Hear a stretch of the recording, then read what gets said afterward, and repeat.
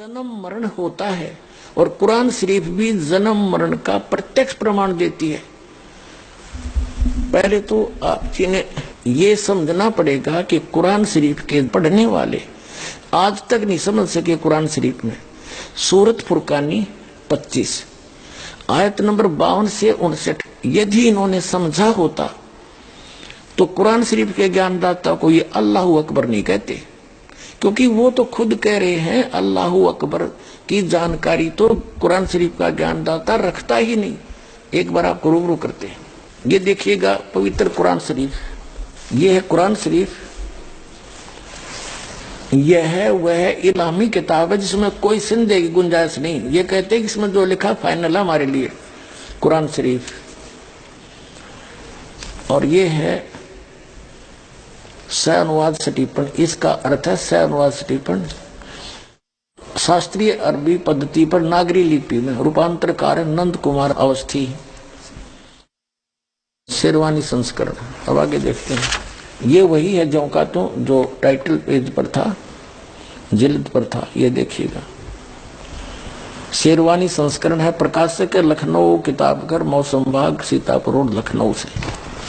और ये आज का अनुवाद नहीं है, 1969 से चल रहा है ये 17वां संस्करण 2008 ईस्वी में, कॉपीराइट सर्वाधिकार सुरक्षित है, Lucknow Kitabghar opposite bright Motors मौसम बाग सीतापुर रोड लखनऊ पर, ये उनके फोन नंबर है।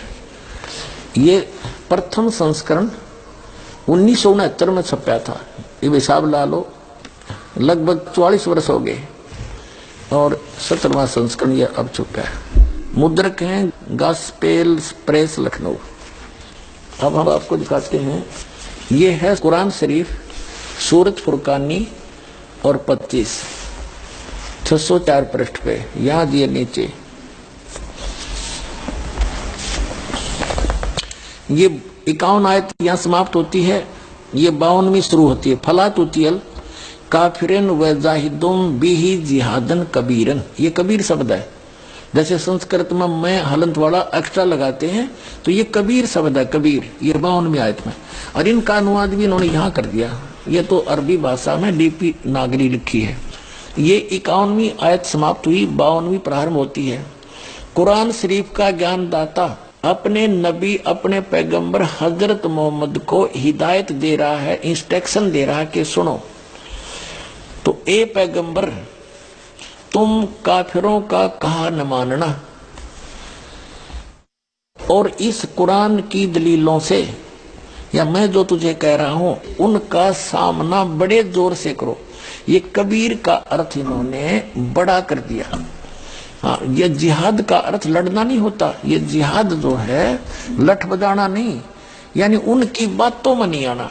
कुरान शरीफ का ज्ञानदाता कहता है कि काफिर नहीं मानते कि कबीर वो बड़ा भगवान है कोई, तुम तो ये पैगंबर तुम काफिरों का कहा न मानना, और इस कुरान शरीफ की दलीलों से उनका सामना बड़े जोर से करो। इन्होंने कबीर का अर्थ बड़ा कर दिया। इसका अर्थ वास्तव में ये बनता है कि कुरान शरीफ का ज्ञानदाता कह रहा है कि जो ये काफिर लोग हैं ये नहीं मानते कि कोई बड़ा और भगवान है, इनके शब्दों में।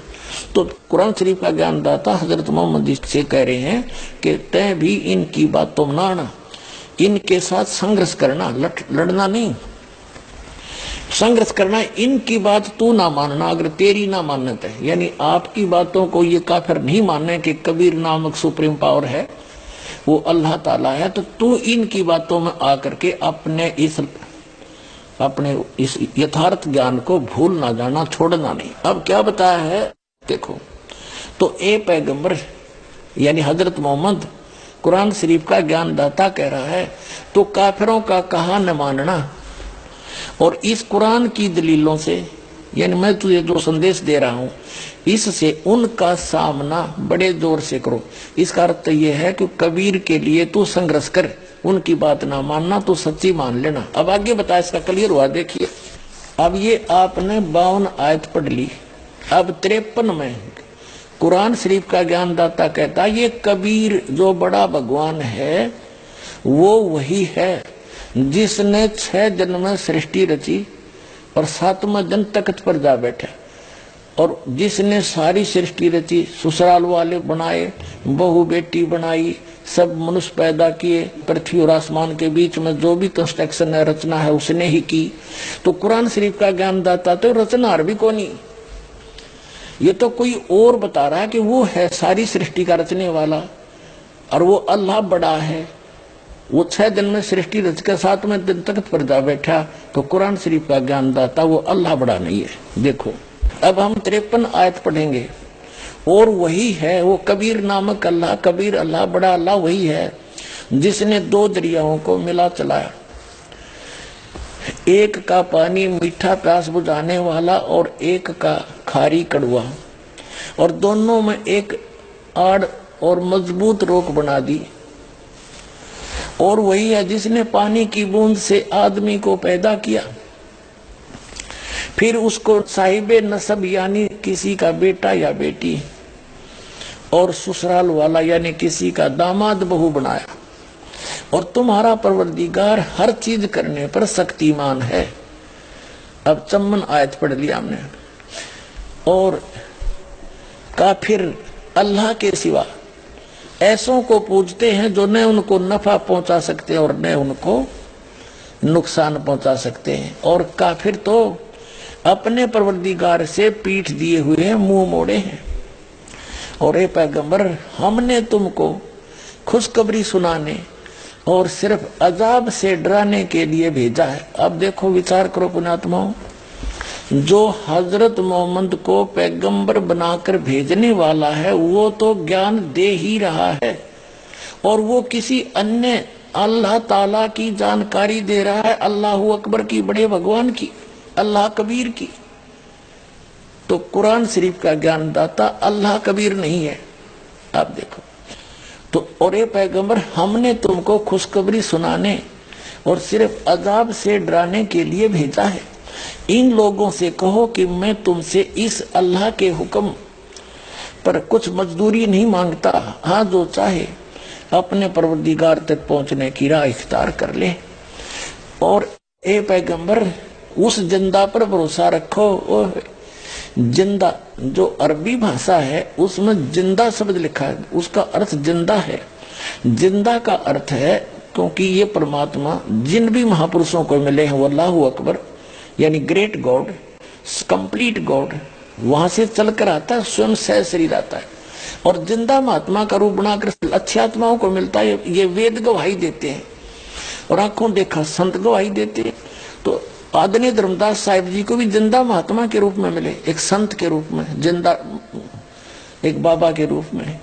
आदरणीय मनुखदास जी को भी जिंदा बाबा के रूप में मिले। आदरणीय नानक साहिब जी को बेई नदी पर जिंदा महात्मा के रूप में मिले।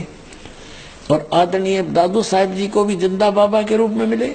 आदरणीय गरीबदास साहिब जी को गांव छुड़ानी जिला ददर हरियाणा के खेतों में, छुड़ानी के खेतों में जब गऊ चरा रहे थे, वह सतलोक से आए परमात्मा जिंदा महात्मा के रूप में, थोड़ी सी दूर पर आकर उतर के उनसे मिले, उनको सचखंड ले गए। इन सब महात्माओं को फिर वापस छोड़ा।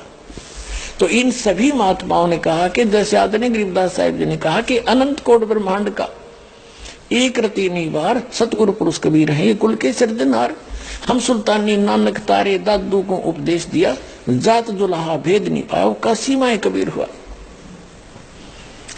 तो जिसको भी वो मिले हैं जिंदा महात्मा के रूप में मिले, ऐसे ही हजरत मोहम्मद जी को मिले थे परमात्मा जिंदा महात्मा के रूप में। और हजरत मोहम्मद जी को यहाँ इस एक ब्रह्मांड के अंदर परमात्मा ने अपना मिनी सतलोक बना रखा है। जैसे प्रत्येक देश का, प्रत्येक देश में एक राजदूत भवन होता है, तो इसमें ले गए थे हजरत मोहम्मद को, वहां समझाने की चेष्टा की। पर नीचे इनके बहुत अनुयायी हो गए थे, यहाँ उनकी खूब प्रभुता हो गई थी। वो परमात्मा अल्लाह अकबर कहते, हम मोहम्मद को वहां ले गए उस सूक्ष्म वेद में, गॉड की अपने मुख से बोले हुए अमृत तत्व ज्ञान में परमात्मा ने, अल्लाह अकबर ने, कबीर भगवान ने बोला है, हम मोहम्मद को वहां ले गए, इच्छा रूपी वहां नहीं रहो। उल्ट मोहम्मद मैल पठाया, गुज बीरज एक कलमा लाया, रोजा बंग नमाज दई रे, बिस्मल की नहीं बात कही रे।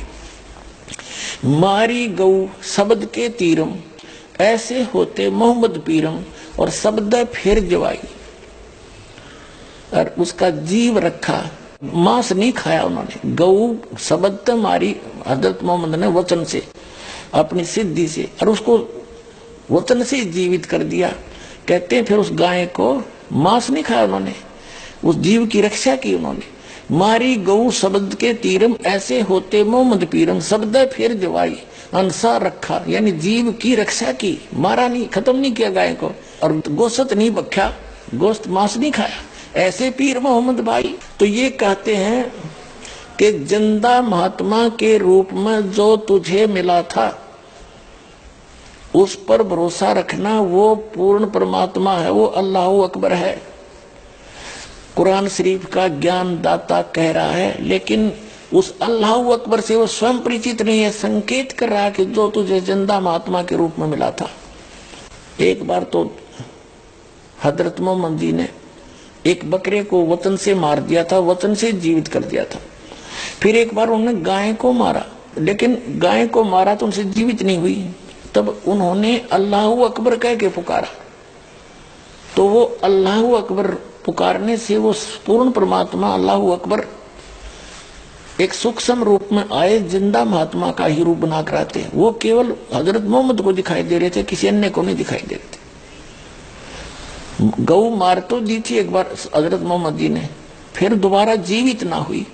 तब उन्होंने पुकारा उस मालिक को, परमात्मा आए और सूक्ष्म रूप में आकर, वो सूक्ष्म रूप का अर्थ होता अन्य को नहीं दिख रहे थे, उनको दिखाई दे रहे, और वह गऊ जीवित कर गए। तब कहते हैं जब हम मोहम्मद याद किया रे, और शब्द स्वरूपी सूक्ष्म रूप में हम वेग गया रे, तुरंत गया, और मुई गऊ हमने तुरंत जवाई, जब मोहम्मद के निश्चय आई। तुम कबीर अल्लाह दरवेशा, और मोमन मोहम्मद का जब गया अंदेशा।